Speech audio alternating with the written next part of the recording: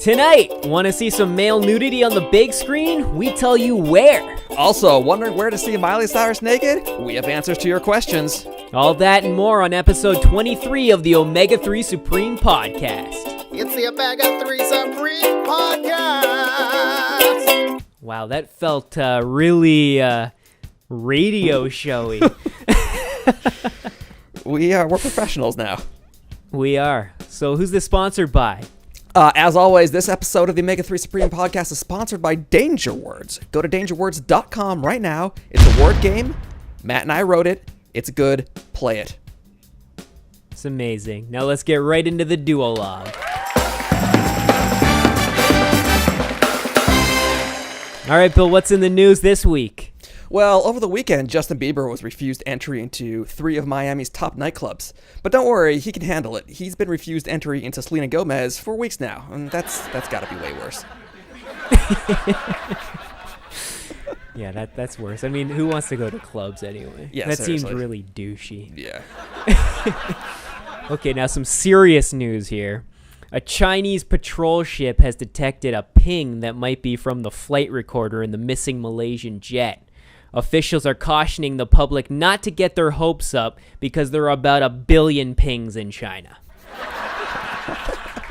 It might not even be a ping at all. I mean, it could be a ting or a wing. Personally, I have like 5 Uncle Tings and 16 Uncle Wings.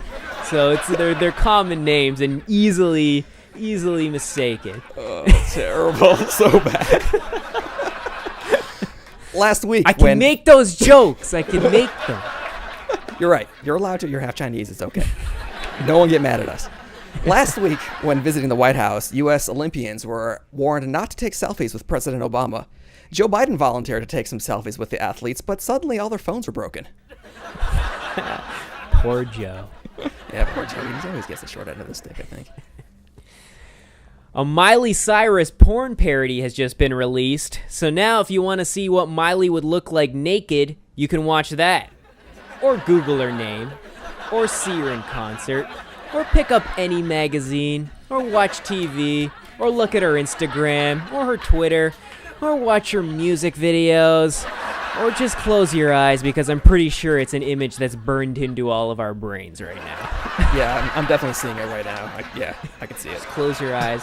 Yeah. Oh yeah, they're her small boobies. She likes to show it off. Nevertheless, I actually think we have a clip of this porn. Let's take a look.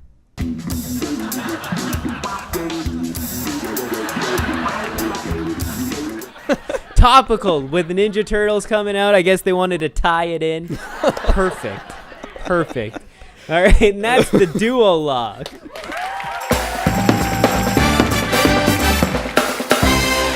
So, Bill, what have you been up to? I heard you saw a couple movies this week. Yeah, I did. I saw Need for Speed and I saw Noah. I saw both of those movies. Okay, so tell me which one was better. You know, I like them both. But I think just because I'm a guy, Need for Speed really hyped me up. Yeah, I thought it was gonna be like really bad. You know, I was expecting. I don't know what I was expecting, but it got terrible reviews. Really? I heard it was really bad actually. I mean, it wasn't like Fast and Furious. It was a little more mature. You know, there wasn't any gratuitous sex scenes, and the only nudity was male nudity. And you're saying this is a good thing. I don't know. I definitely after those topics, I definitely want to see no sex and a lot of male nudity. I'm buying my ticket online right now. Yeah, you should. I don't even know why that male nudity scene was in there. Maybe, I don't know, that was just for the ladies, I guess. Or maybe all the gay dudes who are closeted gays and they're into cars to try to cover it up. I think that might have been who it was for. To overcompensate, they have their fast cars because they're really gay. Yeah, exactly. Noah, on the other hand, that was pretty intense. Like, if the Bible was real. Hold on. First of all, which one was more believable, Need for Speed or Noah? I'm probably gonna have to go with Need for Speed. It just sucks because I wish that was all real. I wish the Bible was real because that is awesome. You know, like I wish the Bible was real too. Then we could be like being resurrected from the dead. Yeah. We could be walking on water. All kinds of cool miracles and stuff would be happening. But no, we just live in this boring reality, and it's magic would be real if we believed in the Bible. Yeah, I like that a lot, actually. I love magic. I noticed one thing in the movie is that they left out the incestuous anal rape. I don't know. Yeah, Was that a thing? I didn't even know. yeah, it's kind of alluded to in the biblical story, but they didn't put that part in the movie. I don't know why. I guess it's Maybe it not got cut out. Maybe enough. we can look forward to that on the bonus features. The Maybe. bonus. Maybe. What did you guys think? Let us know in the comments if you liked Need for Speed or Noah, because I haven't seen it yet, so you guys got to convince me. Which brings us right into our next segment. Matt convinces Bill something bad is actually good in what we call Can't Be That Bad.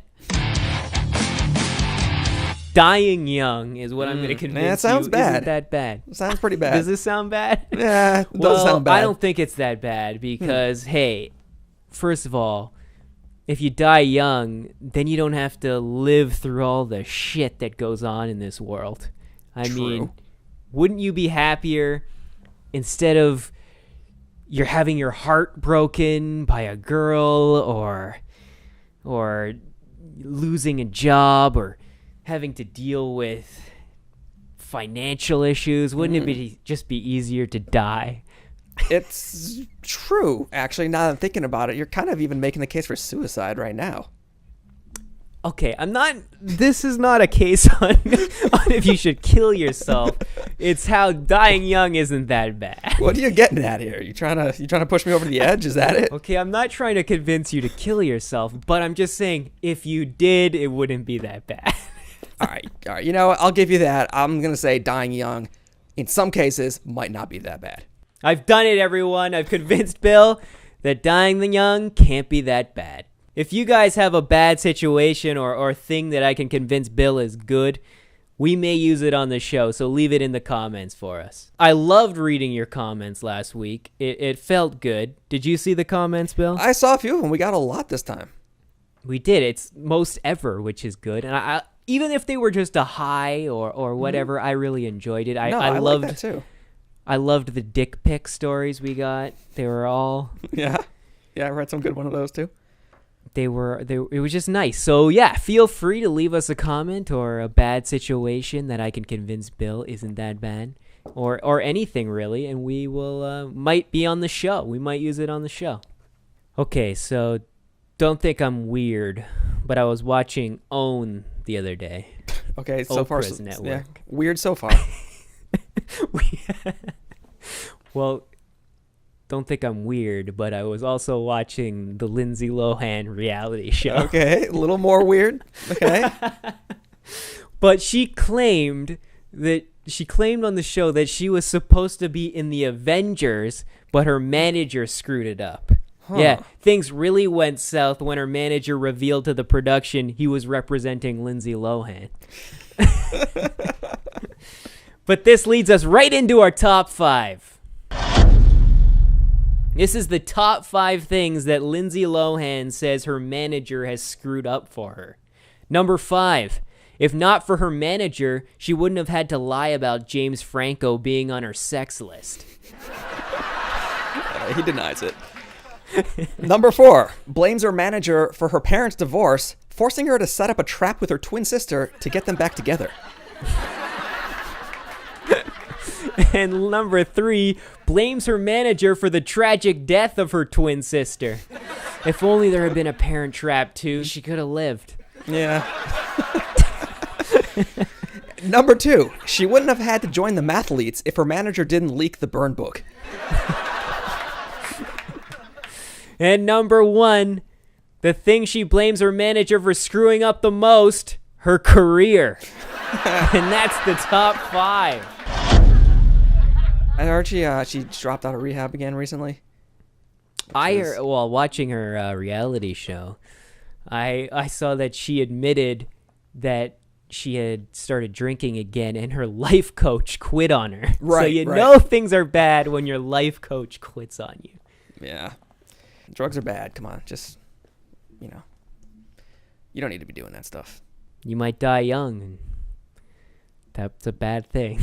But your life would be awesome up until that point. But your life would be awesome because you wouldn't have to deal with a lot of other bad things, right? So Right, yeah. Oh, yeah. Well, is that all we got for this week? I think that might be it. You can follow me on Twitter at Matt Chin or follow Bill at Bill Snitzer, and we will tweet you back if you tweet us. Yeah, sounds good, guys. I guess that's it. Yeah, that's it for this week on the Omega 3 Supreme Podcast. I'm Matt Chin. And I'm Bill Snitzer. Thanks for watching, and thanks for downloading Danger Words. DangerWords.com. Tune in next Wednesday for an all-new episode. See ya. It's the Bag of Three Supreme Podcast.